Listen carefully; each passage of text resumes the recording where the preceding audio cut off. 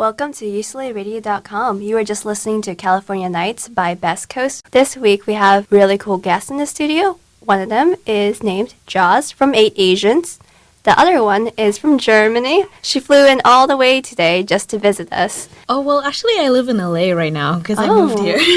Welcome to LA. Thank you. All right, without further ado, why don't we get to learn a little bit more about each of our guests. So I'm going to do a challenge by choice. Who would like to introduce themselves first, tell us a little bit about their background, where they grew up, and maybe throw in an interesting fact? I'm just gonna start. Hi, everyone. My name is Ngoc Anh, and I'm Vietnamese, but I was born and raised in Germany. And I just moved to LA, as I told you guys earlier. And today I thought, why don't I go to UCLA campus and just walk around and see how it looks like? And then I suddenly walked into those 3 guys here. So then we started talking, and we realized that we all are interested in Asian American topics. And so that's actually also the reason why I came to California, because I grew up in a city where me and my family, we were the only Vietnamese people everywhere. And I always felt kind of displaced. And when I realized California has a lot of second generation Asians, whatever, I feel like this is the place I have to go to. And so this is how I ended up going to Cal State Long Beach. And now I'm here for an exchange year. Awesome. All right, I guess that's my turn then, or my cue. My name is Joz Wang. My real name is Jocelyn, but everybody calls me Joz. And so 8 Asians is a collaborative website written by and for Asians from all around the world, primarily Asian Americans, but we also have Asian Canadians, Asian Australians, and hopefully Asian Germans from now.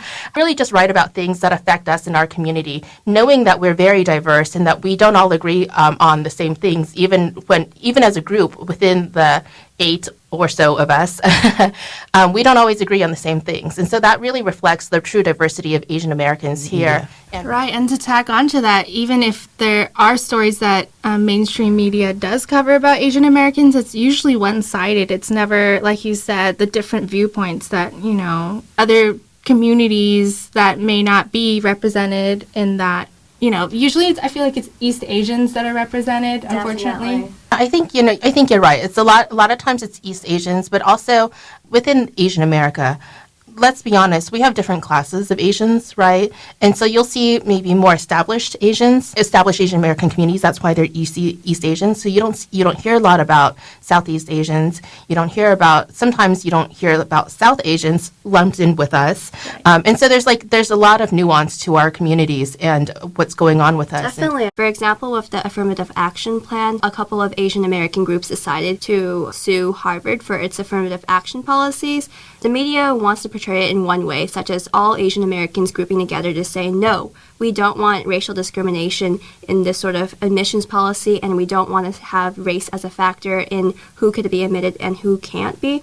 On the other hand, you don't really hear the voices of the Asian Americans who say, we support affirmative action, although these voices exist, because depending on who gets to the news first, that's the point of view that's going to be portrayed. I know that some Asian Americans do support affirmative action because there are Southeast Asians and refugee communities who are often underrepresented in the college atmosphere, and they believe that affirmative action actually helps them because a lot of these times people who have just recently immigrated from wars and other conflicts abroad need that sort of push to get them into college. And I definitely echo that because actually we were at a panel last Tuesday called Color Outside the Lines, which had Arthur Chu, who has won the Jeopardy game show 11 times in a row, I believe, on his run. And also Jenny Yang, who's a comedian, and she's been featured in BuzzFeed. Lastly, Phil Yu, who is Angry Asian Man, and he has that blog. Have you heard of him? Yeah. Yeah. There was one brave soul during the section where people can ask questions. His name is also Arthur, but a different Arthur who works in Daily Bruin. And he asked, all right, I'm going to be that guy. What do you guys think of affirmative action? He asked that to the panel. And Jenny Yang and both Phil had something to say. I remember Phil said, we have to think about this. Is it justice or for just us? And there, is the answer. Why do we need affirmative action? Back then, Asian American students weren't able to have the same ability to get into college for whatever reason. They've been discriminated. So that's why one of the factors affirmative action exists. And we can't forget that in light of what's happening right now. When you talk about issues of affirmative action, Asians are actually not usually part of the discussion. So I know, like, when I was in college, affirmative action was a very big deal. Prop 187, Prop 209. These were actually hot topic issues when I was here on campus, so that dates me here. But when they were talking about affirmative action, and I, as an Asian American Studies major, was definitely involved and supported of what was going on in terms of the activism that was here on campus. But honestly, the discussion was centered around the Latino and Hispanic students. It's actually really, I think, for people on the outside, again, looking into our community, they don't understand what's going on. Like, hey, these Asians say this and those Asians say that. Well, what do Asians really think? Well, that just proves the point of how diverse we are and how our issues kind of cut across class lines, across other kinds of lines, across ethnic lines within the Asian American community as well. And in my personal opinion, I'm not representing any other person other than myself. I want to make it absolutely clear. The bigger issue is that we're trying to face this model minority myth. The media seems to portray Asians as all wealthy, all high achieving in terms of academics, jobs, wages, and everything. And this is what the groups at Harvard should be focusing, rather than saying affirmative action should be gone and taking away any chance of equity for these other ethnic groups who are involved. The model minority myth also asserts that somehow, because we're Asian Americans, it's sort of pathway or key to success, which is definitely not true, because this ignores my own parents and relatives who came here 40 years ago after the Vietnam War and all that. Like I said before, there is some advantages of lumping all Asian Americans together, but there are definitely large disadvantages of saying that we're all the same. Even though we might look like it on the outside, we have our own cultures and languages and issues that have yet to be addressed. Ngoc Anh, I'm kind of curious. You said that you grew up in Berlin in a neighborhood where there weren't a lot of Vietnamese Americans in there. I was wondering if there is such a thing as a model minority in Germany. I know that one of the high-ranking officials, I don't really remember, is a Vietnamese adopted person in there. However, can you share with us your experience in Germany and how they perceive Asian Americans? Oh, Asians, sorry. So just to correct, I didn't grow up in Berlin. I moved to Berlin to study there. So I grew up in a small town in the east of Germany, close to Poland. And so growing up there and never meeting any other Asians, I actually didn't know about this model minority type of thing. Then once I moved to Berlin, I initially met other Vietnamese Germans, and then it was the first time that I heard about the stereotype that Asians are good at maths and science and everything else. And being in Berlin, where we have a very large Turkish community and people from Arabic, Middle Eastern countries, I realized that German society looks very bad and down to them. In comparison to that, they see Vietnamese as very successful and very good at school.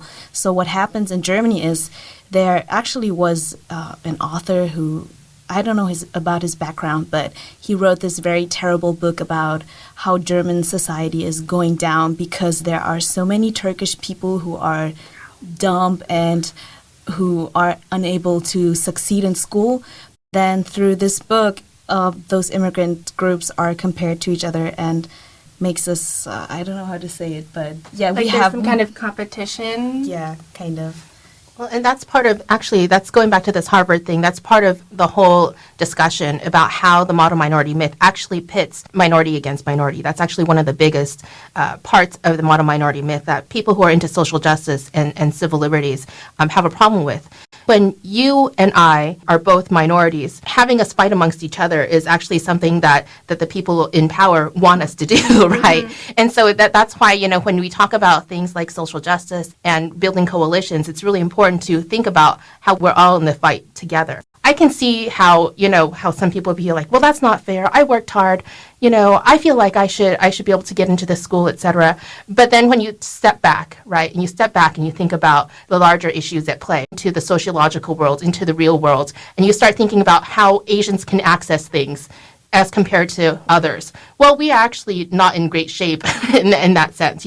Probably in the one place Asians are super successful and it's measurable is actually getting into colleges. But outside of that, it's really hard to measure the success of Asian Americans. You can go into Silicon Valley. You know how many Asians are working as programmers, as managers, etc. at these technical companies.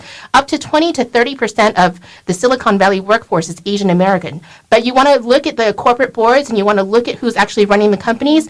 Tell me how many you see that are Asian American. I can tell you it's not 20 to 30% of them. And I can tell you what those people really look like. And they're usually white, and they're usually male, and they're usually young. So, that tells you there's something going on that's beyond, hey, I can take really great test scores and I can get good grades, and then, everything in life is going to be awesome because I can get into Harvard. That's really not how things are happening. Oftentimes, we're not able to bring this up to light, so it's really important that we talk about this. In addition to that, how do you all feel about how Asians are perceived in the media? 2015 seems like a very special year because we have fresh off the boat, the first family who are predominantly Asian American in 20 years on a mainstream broadcast network. We're also bringing up a new ABC comedy called Dr. Ken, the same guy who worked on Community. Man, is there going to be a day where we see Asian Americans on network TV? I'm so glad to say that we did, and it's not over yet. To say I'm more excited for the first time than I have been in many, many years, for sure.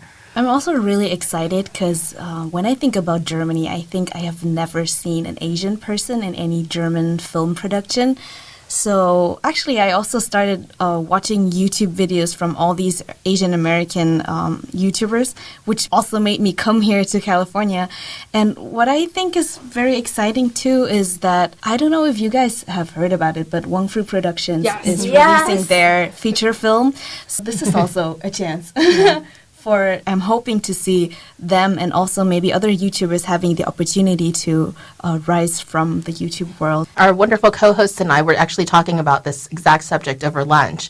But one of the things about this YouTube feature film, it's called Everything Before Us, is that they actually did it themselves. They didn't go to Hollywood and say, give us some money and and then we'll produce it within the studio system. This is all self-directed. They did get a grant from an Asian American media organization, and then they fundraised, they crowdsourced the rest of the funds. It's amazing what we can do nowadays as long as there's a fan base, as long as there's people who are passionate about seeing something happen, that people can come together and say, put money in to basically vote. They vote with their dollar and say, I want to see this happen. And now this film is here. Well, I want to say, I watch a lot of things, but there's nothing like watching things with people. So since there's an opportunity to watch it with other people, I always enjoy watching with other people. So I really encourage you to come out and watch on June 3rd. It's worth watching because there's actually, without giving too much away, there's actually two main storylines, and they're two love stories, and they're kind of concurrently told throughout the film.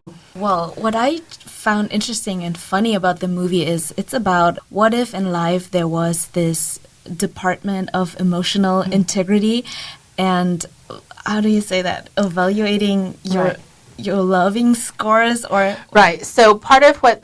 that's the role that Randall Park plays. He plays for, is it the Department of Emotional Intelligence, the DEI, right? So kind of like the DMV, where they give you a license for driving, but actually in the movie, they give you a score about how emotionally great you are. And it's kind of like a credit score, right? So the higher credit score that you have, the better, you kind of opens up more access in life. And actually this score in the movie determines whether or not you can get a job, and you can do this and you can do that. So it's actually pretty important. So, it's actually a really, it's a great hook, and it's actually pretty funny. And, it makes you think about, if you've been in a relationship and, man, what would I have gotten scored on that, Every single action being interrogated and put into our system, that would be very scary. So we talked a little bit about 2015 being a great year because we have Randall Park and Fresh on the Boat, and we also have Dr. Ken coming up with Ken Jeong, and again, Randall Park with Everything Before Us with the Wong Fu Productions. Have any of you heard of the Fung Brothers from YouTube? Yeah, I heard that they are going to have a radio show, actually. A TV show. Oh, TV show? Yeah. Okay. If they had a radio show, we'd be in tough competition. The TV show that I've heard about will be screening on FYI, and I think they go around different cities checking out the food scenes. Even did this episode here in LA, and that was pretty exciting because they went all the way to 66, which is a very Asian, heavily populated area, and checked out the really good dumplings, the soup dumplings there. Well, I run into those guys all the time. I actually live in the 626 now. Back when I was going out to eat a lot more, I'd run into those guys, no joke, every week or every 2 weeks. We'd just be eating at the same place at the exact same time. So I'm a big fan of this, the brothers, and I wish them all the best of success. And I'm really glad that they're doing what they're doing and kind of spreading the word about how amazing Asian food and Asian culture is, from the perspective of people who actually live in and have their lives out there. And they are actually going to be playing at a charity basketball game. I think it's Friday next week in Alhambra. At Martin Keppel High School, right? Right, for the ISA, International Secret Agents. So they are going to be fundraising money among other Asian American actors such as Ki Hong Lee. I love him. Sorry, I just had to say that. Did you see I didn't see The Maze Runner, but I watched Unbreakable Kimmy Schmidt, which is on Netflix, and he played the only current Asian American romantic lead. I was trying to phrase that better, but I couldn't. Yeah, not counting Randall Park with, Right. Constance Wu at Fresh Off the Boat, I guess. And it was talking about the rise of Valley Boulevard. But for those of us who have been around Southern California and maybe grew up in the 66, Valley Boulevard has been rising for like 20, 30 years. It's like it's nothing new, right? It's just like other people are finding out about it, so that's okay. But I mean, like for me, I live near Valley Boulevard, and I can say this for honestly, like I cannot even like drive down Valley Boulevard on the weekends. It's like so many people congesting it because they're all there to eat good Asian food. It's not just Chinese food. It used to be just Chinese, but now it's like, Vietnamese, Chinese, various kinds of Chinese foods. It's really a delicious We're wonderland. always talking about restaurant food, and there's definitely a lot that I need to try out there. Do you have any favorite foods that you eat at home? Your parents cook? Or are you more of a go out and eat there person? I don't really know. I mean, I live by myself, so I cook for myself, and I cook a lot of different things, but mostly vegetables.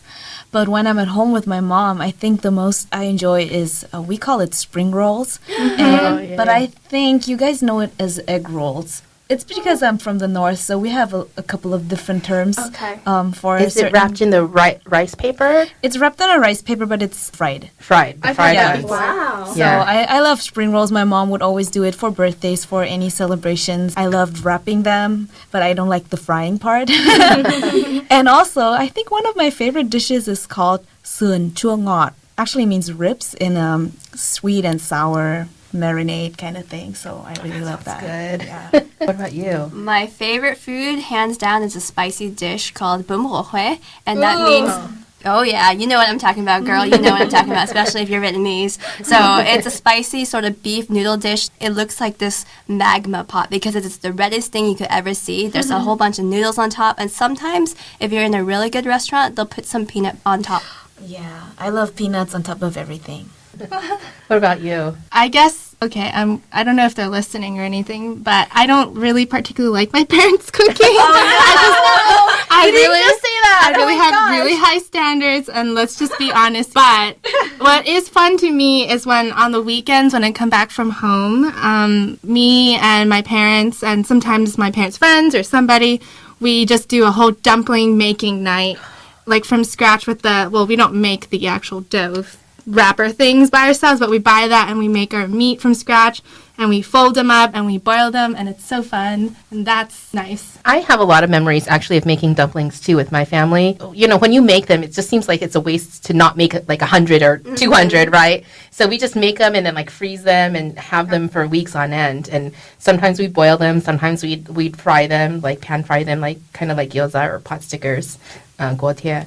So yeah, now you're like, I'm getting hungry. We just had lunch, and I'm like, oh my god, we're getting hungry again. There's this film that I saw called Eat With Me. It's directed by David Ah, and I remember there's one scene where they made dumplings over and over. The mother and son had a bonding experience just because they were making their own ethnic food. I read somewhere that they had to do 200 takes just to get the right scene for that. Oh, that's crazy. A friend of mine is one of the producers, Joyce Liu Countrymen, and so I'm glad that you mentioned that film and that you enjoyed it.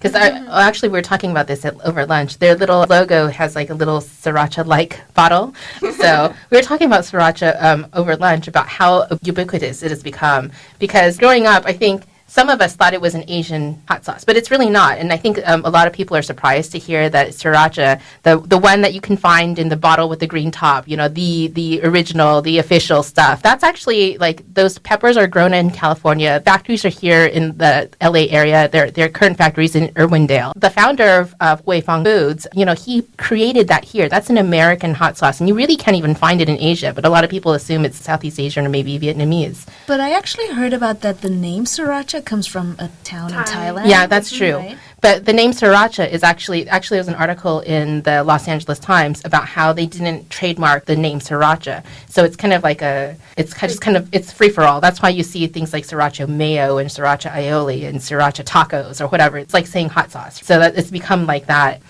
Fung Foods, though, really the purveyors of what a lot of people consider the original stuff, the one that popularized everything. They're here in Southern California. And I was encouraging our co-hosts that they should go on a factory tour when it's harvest season next year, because you get to go through the factory. You'll see the trucks coming in from the farm fields, loaded up with real chili peppers, and then they dump them off the trucks, and then you watch what they do to make the sriracha sauce. But after you see the factory tour and see how the sriracha is made, you get like free gifts. You get like a T-shirt. At least last year they did. You get a T-shirt, and you get a little tiny bottle of sriracha, and then like samples of sriracha chocolate and popcorn and ice cream. I mean, and it's a free tour. It was last year, so hopefully it's the same this year. It'll be their 35th anniversary. All right, so we're going to play a song now.